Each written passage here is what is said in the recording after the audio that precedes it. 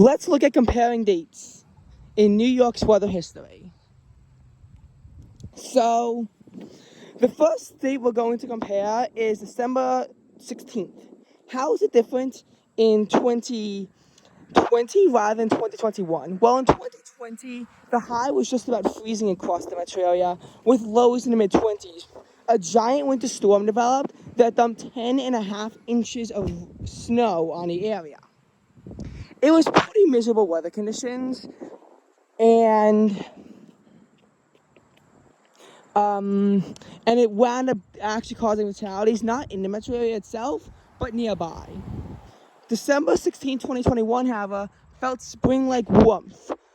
The low temperature of 54 degrees set a record for the warmest low on that date. And several of New York City's recording sites saw record highs as temperatures soared into the mid-60s. Not everywhere saw a record high, but a lot of places did.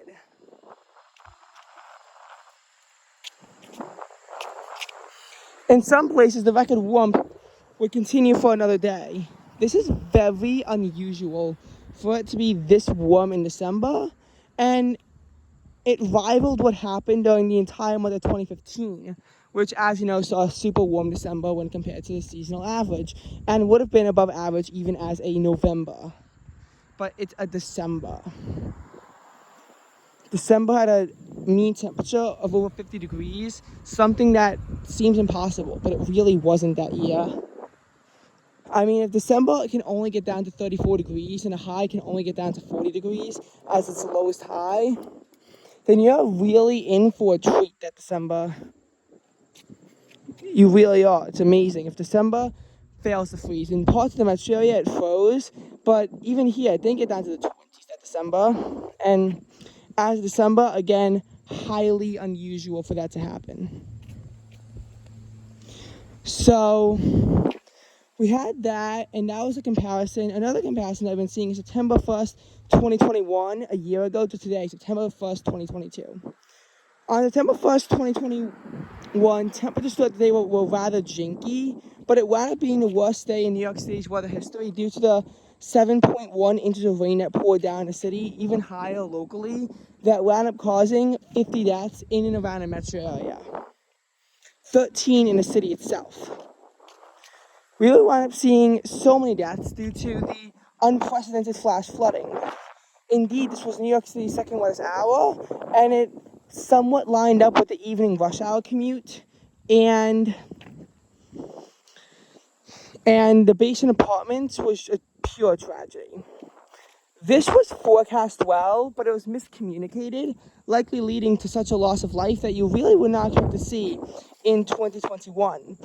The 2 days after did have immaculate weather, but it didn't make up for the fact that was probably one of New York City's crummiest weather weeks in history, especially considering that before the storm struck, it was actually rather humid and hot, with heat indexes getting into the low 90s the 2 days before. There was really no break from the violent weather, and weather that started off as a 3 out of 10 quickly turned to a 0 out of 10. Today, the weather's been awarded an immaculate rating, with low temperatures varying from throughout the 60s largely, and high temperatures forecast to hit the mid-80s with an abundance of sunshine, although it doesn't really beat on you the same way that it does in June, because at this point, the amount of sunlight we have is comparable to that of mid-April. We are getting very close to fall, where we have less than 12 hours of daylight, and the sun is about to make an approach on the equator. And even though it seems relatively far north of the equator, we are about the point where we are losing daylight the most rapidly, with over 2.5 minutes being lost every single day. Right now, we're about a point where we lose 5 minutes every 2 days. Soon it will escalate to 8 minutes every 3, which, when you do the math, 5 over 2 is slightly less than 8 over 3. When it doesn't beat on you the same way, in some mid-80s still feels cooler than something like upper 70s in June. It really does feel differently in September. And dew points are also low, although they aren't necessarily in the upper 40s, which they fell to yesterday. But yesterday was not as good weather because the morning you suffered through dew points in the 60s, and then they only slowly fell. There was also a spike in humidity, leading to dew points briefly returning to the 50s before falling back to the 40s. And today we will be experiencing a brief heat index, as dew points do look to climb to 60 degrees, but only very briefly, and not during high temperature.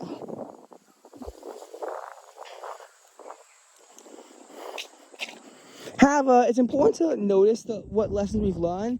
Even though we are in a period of drought, which the drought monitor forecast did update, putting all of Long Island under severe drought, though it's not factoring in the rainfall that came Tuesday into Wednesday. And there might be some more rainfall in the forecast, some possibly significant September to Monday, though, as per usual, the models are now looking drier. Ugh. So, but there will be flash flooding in the future at some point, and this drought will probably wind up being washed away. Hopefully in the next 9 months. I really don't want it to go on for 5 more months, because if it does, at that point, there are hydraulical impacts, and that's when they have to issue water restrictions. Speaking of, you don't want too much flash flooding, because if you do, what happened in Jackson was they had to shut off all the water, and they temporarily ran out of bottled water to give to the residents because of so much rain that fell. And they were already on the heels of flash flooding on August 2nd that put them on a boil water advisory. It is likely that we will see casualties out of this event, but none have been recorded thus far.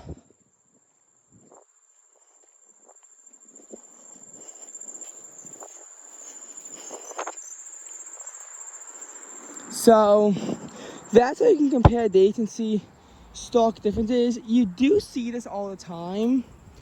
Like, for example, the Memorial Day weekends were very different. And you can see those differences all the time, but this is one I really wanted to make a video highlighting.